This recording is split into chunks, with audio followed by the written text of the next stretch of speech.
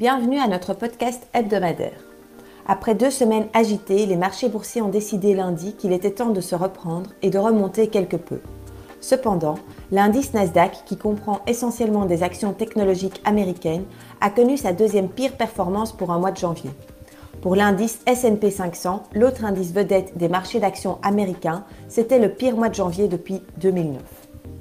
À l'approche de la réunion de la Banque centrale européenne de jeudi, le taux d'intérêt allemand à 10 ans a déjà testé un nouveau plus haut depuis 3 ans et est passé en territoire positif. Les chiffres de l'inflation sont à la hausse partout dans des proportions bien différentes. Cela pourrait-il continuer à monter ? Comme en Turquie par exemple, où l'inflation a atteint un niveau record de 36,1% en décembre et devrait continuer à grimper. Cela a coûté son poste au chef de l'Office des statistiques. Le président Erdogan avait déjà licencié auparavant 3 membres de la Banque centrale.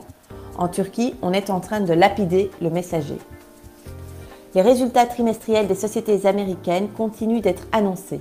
Excellents résultats pour Alphabet, maison mère de Google, et pour AMD, semi-conducteurs. Par contre, Ford, Starbucks et PayPal ont déçu au niveau de leur guidance pour différentes raisons. Impact de la Chine, pénurie de semi-conducteurs. Les chiffres ont également été fort décevants pour Meta Platforms, la maison mère de Facebook, et pour le service de streaming Spotify. Ces actions ont été fortement pénalisées par les investisseurs. Meta Platforms a chuté de plus de 25% en une seule session. La fin de semaine a été plus favorable sur les marchés boursiers grâce à la publication des résultats d'Amazon. Le géant mondial de la vente en ligne a doublé son bénéfice net au 4e trimestre.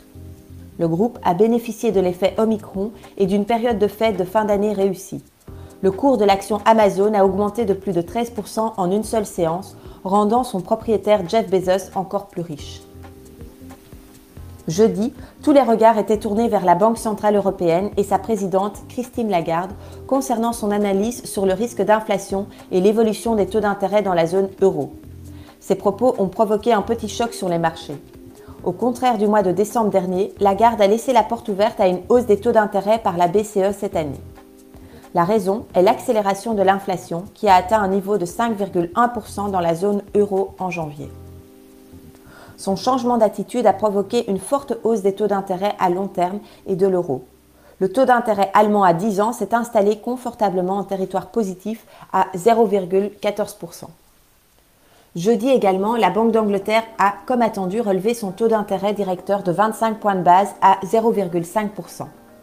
Elle anticipe une poursuite de la hausse de l'inflation qui pourrait atteindre 7,25% d'ici avril 2022. Elle anticipe qu'à partir du second semestre de cette année, le niveau d'inflation devrait diminuer. Et pour finir cette newsletter en beauté, une note musicale. En effet, une étude d'un professeur de la London Business School a montré qu'il existe une corrélation entre l'humeur, provoquée par la musique, et les performances boursières. L'étude a comparé l'écoute du style de musique sur Spotify pour les individus de 40 pays différents avec les rendements des indices boursiers nationaux respectifs sur la même période.